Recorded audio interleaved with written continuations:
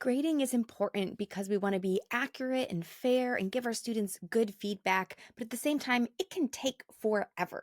So, today we want to talk about some time saving strategies to help us grade well without taking so much time. Well, welcome back to the Teach for the Heart podcast, where we tackle teaching challenges from a biblical perspective. Why are we here? Because we don't believe that our spiritual walk and teaching profession should exist in two separate domains. Rather, the hope we have in Christ should change how we approach everything, not just at home, but at school as well. So join us as we explore both the spiritual and practical sides of key teaching challenges, integrating them together so we can succeed at teaching, glorify God, and make a lasting difference in our students' hearts and lives. This episode is brought to you in partnership with the Herzog Foundation. We also want to thank our sponsor, Dort University. Has AI impacted your classroom? Dort University is providing a free webinar on April 9th that will explore how artificial intelligence can transform the way we teach, learn, and connect. We're going to think through both the possibilities and the pitfalls of AI in education. So, if AI has you excited or stressed, this will be perfect for you. Register for this free training at teachfortheheart.com/AI webinar. That's teachfortheheart.com/AI webinar. That'll take you right over to Dort University's website where you can sign up for this free training. Well, once again, thank you for being with us. We are so excited to talk about some tips for saving time with grading. And when I think about this, one of the first things I think about when I think about time is just how we should desire to be good stewards of the time God has given us, right? And as a teacher, there's a lot to do. There are so many responsibilities that you have. And then you're not just a teacher, right? You have responsibilities at home, at church, in other relationships, other things that you are doing. And so we want to be good stewards of the time God has given us. But we also, at the same time, it's very important. Grading is important, right? We want to give students fair assessments. We want to be accurate in our grading. And we also need to make sure students are getting good feedback on what they're doing well, where they need to improve. So today we want to talk about how can we be excellent in grading. So we're not talking about shortcuts that are going to make us less effective or make us not doing a good job. We want to be excellent in grading for God's glory, but also stewarding our time well and freeing up some of the time that maybe I'm currently spending on grading to be used in other ways, either in or out of the classroom, where it can have a bigger impact. So let's talk about 8 ways to save time in grading. First tip I have is actually going to sound a little bit counterintuitive, but I think it's important to start here. And that is number 1, prioritize what is worth spending time on. Once again, a little counterintuitive to saving time, but this is important to start with thinking about when it comes to grading, what is worth spending our time on? Because there's certain times with grading where, yes, this takes long, but it's worth it. It's intentional, it's purposeful, it's what our students need either to be fair or accurate or to give them good feedback. And when we kind of recognize this is where I do want to spend my time grading, that can actually give us the courage to cut time on things that aren't really as necessary. So I want to encourage you to ask yourself, what is important in your subject, in your grade level, in the way you teach? What is important to properly assess students in your subject? What is worth a little bit of extra effort? I'll give you an example. When I taught middle school math, I felt that it was very vital to give partial credit. In other words, I didn't feel like it was right, at least for the way I taught, to mark a problem, especially like I had to give a quiz, it might only have 3 problems on it. I didn't feel like that was fair to mark a problem completely wrong if the student did 90% of the problem right and just added wrong at the end. I didn't feel like that was fair. I felt like I needed to give partial credit if they could show that they understood how the project worked and problem worked rather, and just made a small error, or if they had anyhow, I felt that was very important to give partial credit on tests and quizzes for math problems. Now, did that take longer to grade? Absolutely. It did. It would have been a lot faster to just be like, wrong, wrong, wrong, you get a 33. But I did not feel like that was right or that was fair. And I didn't feel like that would be motivating to my students at all. And so I felt like this was worth my time to actually go through each problem, figure out where they went wrong and what percentage of the problem they got right, and to give partial credit. That was very important to me. And so I said, I'm going to do that. It took longer to grade because of that, but it was okay because I cut time elsewhere. I was efficient in other places to make time for that. Here's another example of something someone might decide is worth it.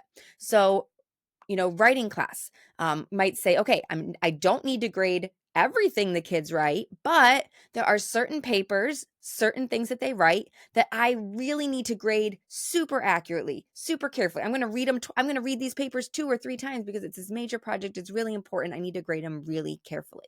Okay. Those are just a couple examples, and those are not prescriptive. In other words, I'm not telling you have to have the same ones as I did. But the idea is that there are certain things where we're intentionally saying this is important, it is worth it. And I think it's important to start there. Because once again, once we know that, it kind of gives us the courage to save time other places to make time for what matters. So number one, and this is going to be different for everybody, what is worth spending time on in your class, in your grade? Number two, don't grade everything. This is so important. Some teachers fall into the trap of thinking I have to grade every piece of every paper we do. Obviously every test and quiz needs to be graded, but I have to grade every homework assignment. I have to grade every in-class assignment. And that's just not true. Our students need more practice than they need grades. They don't need a grade on every single thing. So what I recommend though strongly is have a policy in your classroom that anything you do could be graded, but don't actually grade everything. By having it policy that everything can be graded, you keep that motivating factor. I don't think students are motivated primarily by that. You don't want that to be your only motivating factor, that's for sure. But if students know this is for sure not graded, that can sometimes be demotivating. So knowing anything we do could be graded helps them, encourage them to do their best and to work hard on everything. But then, like I said, you don't need to grade everything. So how do you know what to grade? Well, obviously tests and quizzes need to be graded. Very important. Make sure you have enough each quarter. If you have one test in a quarter, that is not fair to students. That's going to be way too big of a percentage of their grades. Make sure you have enough tests and quizzes. But then for homework and classwork, you don't need to grade all of it. You really don't. I want to recommend choose assignments that are good reflections of students' mastery. Okay, so for example, if you give an assignment and it's something really tricky and half the kids are struggling with it and you're working on it, that's not the one to grade. Okay, let the students figure it out. Pick the ones where you're like, okay, yeah, they should kind of have it by now. This is a good one to grade. So kind of you can be selective. I also typically didn't choose to collect and grade something when half the class was absent. Now, I didn't tell the students this, but I'm just choosing wisely which things I'm going to choose to grade versus which things I'm not. Here's a pro tip along with this. Pro tip. Collect assignments even if you aren't taking them for the grade. In other words, if you do something in class or a homework assignment, you can say, pass it in, and you can take it right from your inbox and put it right in your outbox. You don't even have to look at it. Sometimes I go through and just put checks on them.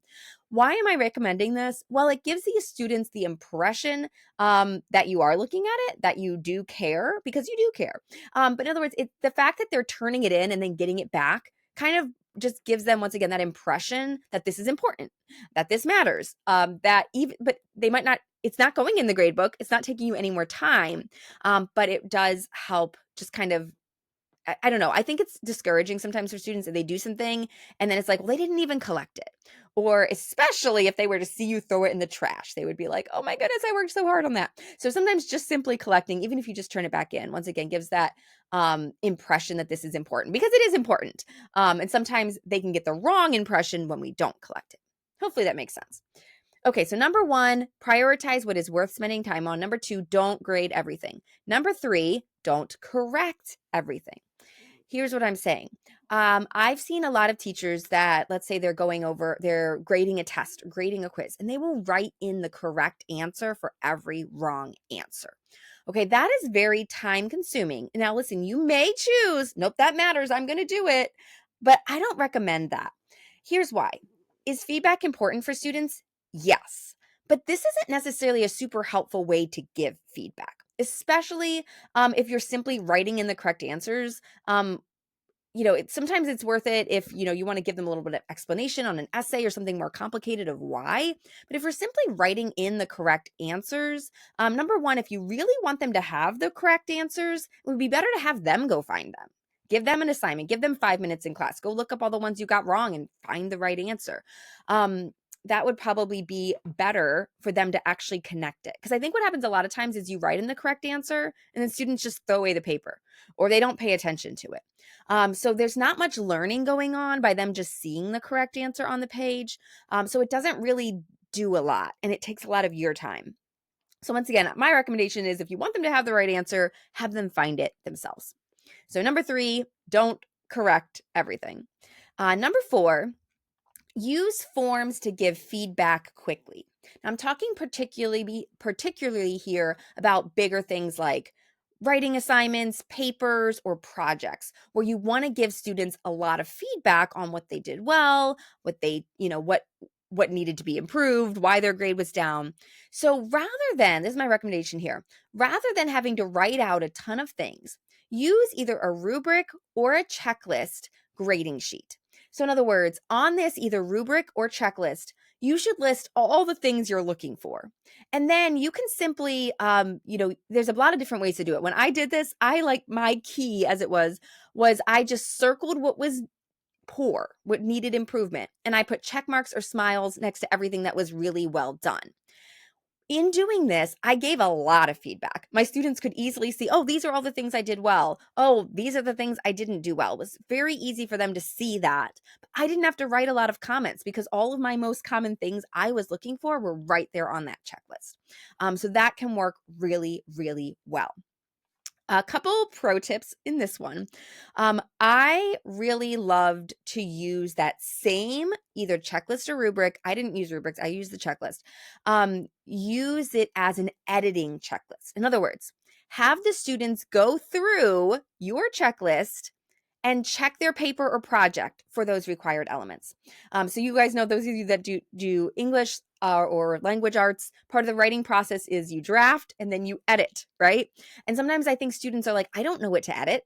You say edit their paper and they don't know what to do with that. So by giving them a checklist of the things that you're looking for, do you have a topic sentence? Do you have, check for grammar? So if you have all these things listed out that you are looking for and you're going to grade them on, when they use that to edit, it helps improve their work. And then there's a very easy correlation for them to see between what is being, what they're supposed to do and then how it's assessed. Okay.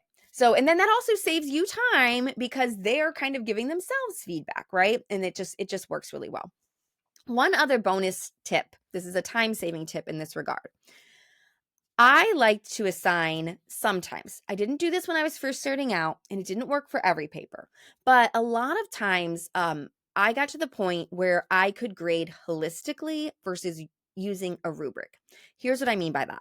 If you're experienced with grading, for some people this won't work for, but sometimes you get to the point where a paper is A, B, C, D, that. And in that case, it can be a waste of time if you're using a point rubric to try to get the numbers on the rubric to match the grade you think it should be. Sometimes you find yourself working backwards and spending a lot of time on the math that actually isn't necessary. Sometimes and you're being fair because you just know. You can tell what the grading should be. And so I actually did not like rubrics. I felt like as a math teacher, it just didn't work for me. So I would grade holistically, or if I wasn't sure and I was like, I want to make sure I'm being fair, going back to that checklist grading sheet, I would, have a certain number of points for each thing I circled. So each thing that I circled as, needing work would be a certain number of points off the grade so I would use kind of just simple math in my head rather than trying to make the math of a rubric work out. That might be a little personal pet peeve for me. I just hated rubrics. So if it's working well for you, stick with it. But just a little bit of encouragement. If you find yourself fighting with rubrics and they're driving you crazy, you don't have to use them. You can be very fair, like I said, with a checklist system or even grading holistically if you kind of have that skill level where you are able to do that. All right, so number 4, use forms to give feedback quickly for papers, writing, and projects. Number 5, batch your grading. What I'm saying here is do the same kind of grading together because your brain gets into a rhythm and you'll naturally be more efficient. So, one of the most obvious examples of this is when you're grading either a test or like a larger packet to grade one page at a time. So, in other words, if let's say you have a 3-page test, don't grade page 1, 2, 3 of student 1, then page 1, 2, 3 of student 2, then page 1, 2, 3 of student 3. No, grade all the page 1s, then grade all the page 2s, then grade all the page 3s, because your mind just gets in this groove and it goes so much more quickly. Your brain sometimes even like holds the answers in your working memory, so you almost don't even need to look to the key. If you've never done that before, try it out. It works so much more quickly. This can also work if you have like short answers or essay questions. You might even just do them one at a time. So you might grade like, even if they're on the same page, you might grade all of essay number 1 for every single student and then grade all of essay number 2 for the other students. This just helps keep the topic in your mind. Your brain isn't switching. Every time you have to switch, that takes time. So that can really, really help. Pro tip here with batching, have a student, before you turn things in, put them in alphabetical order, put all the papers in alphabetical order before putting them in your inbox, or go through and grab them, put them in alphabetical order or number order if you have numbers in your classroom, and then have them, because that way, even as you grade, you can just keep them in order and that makes them faster to put them in the grade book. All right, so number 5 was batch your grading. Number 6, grade in small pockets of time. Now, this is almost seems like the opposite of batching, because I'm definitely talking about switching here. But what I'm talking about here is redeeming little moments here and there that aren't necessarily wasted, but aren't really used in your classroom. So here's what I mean. I found that I could get a ton of grading done simply by keeping a stack of grading handy and grabbing it whenever I had a few minutes. So, for example, if students are working and I'm walking around the classroom just keeping an eye on them, I could have a stack of grading in my hand and just kind of be doing one here or there in between. I would still be batching in the fact that I would be doing the same thing. So my mind wasn't getting in as good of a groove because I'm constantly being interrupted because I'm teaching, I'm doing things, I'm just using a minute here or there, but still nonetheless, I'm making progress. This obviously works best for papers that do not require concentration, just simple checking. So I would not grade essays during that time. No, not paper, nothing complicated, but just, you know how it is. There's always that simple stuff that's just, I just got to check through it real quick. That works really well for just redeeming time. And I would typically find I could get quite a few things done just during the day in those few minutes here, a few minutes there. And then my stack was smaller when I sat down to grade later. So number 6, grade in those small pockets of time that you have throughout the day. And then number 7, schedule grading retreats. Okay. Once again, this is an opposite. So we have a lot of tips that almost like complement each other by being opposite of each other. That's how this one works. So schedule grading retreats is almost the opposite. And once again, not contradictory, it works together. So here, this is what you want to do so the last tip was, use all the tiny pieces. This tip is schedule a block of time to really focus on grading. This is really useful a few times. I'm not necessarily saying do this every week or do this super regularly. This is more for when you're either behind, you say, man, I am behind, I need to get caught up. Or you anticipate a lot of grading being needed. So you might say it's exam week, or sometimes you have those tests all at the end of the quarter. Oh my goodness, I'm gonna have 5 tests I have to grade this week. Or okay, everyone just turned in their big project or their research paper. I have to grade a lot. So you might plan a block of time to just grade. And that can be so valuable to help you get caught up.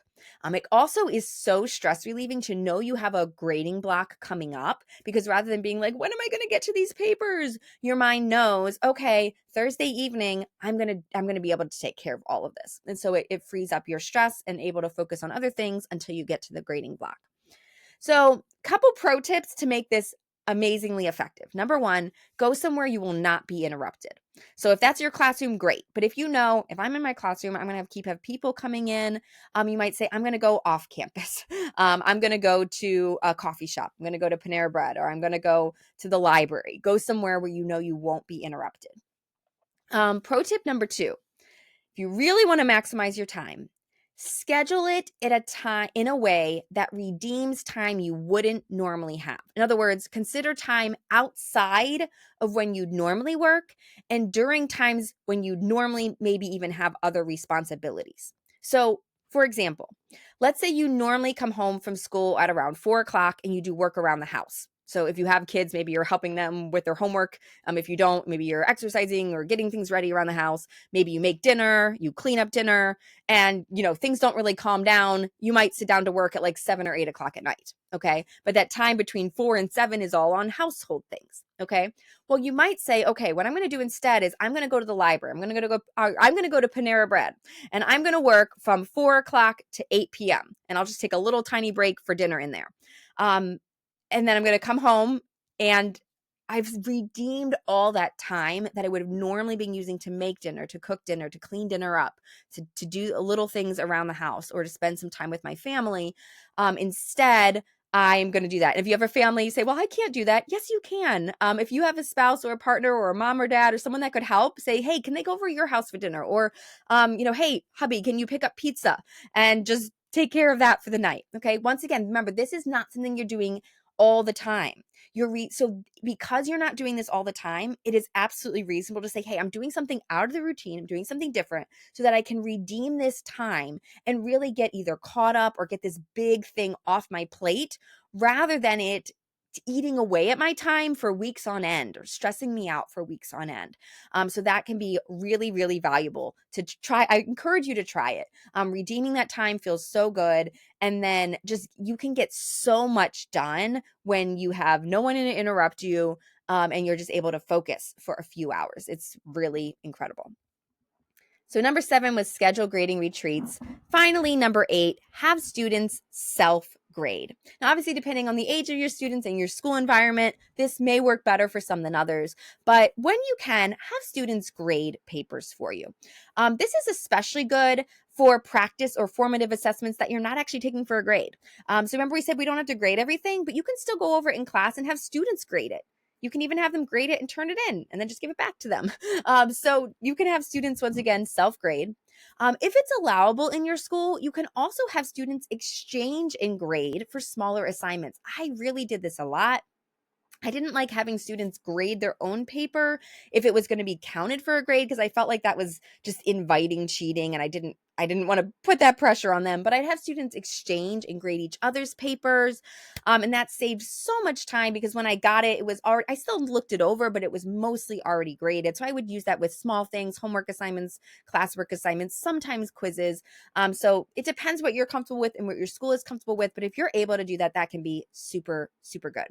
Pro tip for grading in class: if you grade in class and have students grade each other's papers, do not take grading questions. It will waste so much class time if students can ask, well, what if it's spelled wrong? What if they have this instead? What if they forgot the comma? You will waste so much time. So what we did was I trained students to if they have a grading question, in other words, if they don't know if it's right or wrong, put a question mark at the top of the page and put a question mark by that one. Because when you are on your own, you'll be able to check it right or wrong super quickly. When you're in the spotlight in front of, all 20 eyes on you asking if it's right or wrong, not only are you wasting time, sometimes you get put on the spot. It's just not ideal. So yeah, question mark at the top and by the question that they have. And then when you grade them and actually are putting the grade and putting them in the grade book, it's super easy to just do those really, really quick. All right, let's review real quick our 8 time-saving practices for grading. Number 1, prioritize what is worth spending time on. Number 2, don't grade everything. Number 3, don't feel like you need to put correct answers on everything.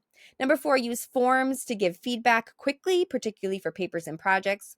Number 5, batch grading by doing the same type of thing together. Number 6, grade in small pockets of time. Number 7, schedule grading retreats. And number 8, have students self-grade when possible. I hope these tips were helpful for you. If you would like more time-saving advice and tips, we encourage you to check out our free training, 5 time-saving practices to stop feeling overwhelmed. You can sign up for that training. It's absolutely free at teachfortheheart.com/save time. Well, I hope that you've enjoyed this episode. If so, if you would like, subscribe, review, share the episode, all those things really are super helpful to help more teachers find this podcast. Well, this episode has been brought to you in partnership with the Herzog Foundation. All views and opinions are our own and don't necessarily reflect those of the Herzog Foundation. Thanks so much for being here. I look forward to speaking with you again soon. Real quick before we go, if you'd like the notes, the links, everything from this episode can be found at teachfortheheart.com/340. That's teachfortheheart.com/340. I'll talk to you soon. And in the meantime, teach, remember, God is at work in you and through you, and He's using you to make a difference. Keep your eyes on Him and teach for the heart.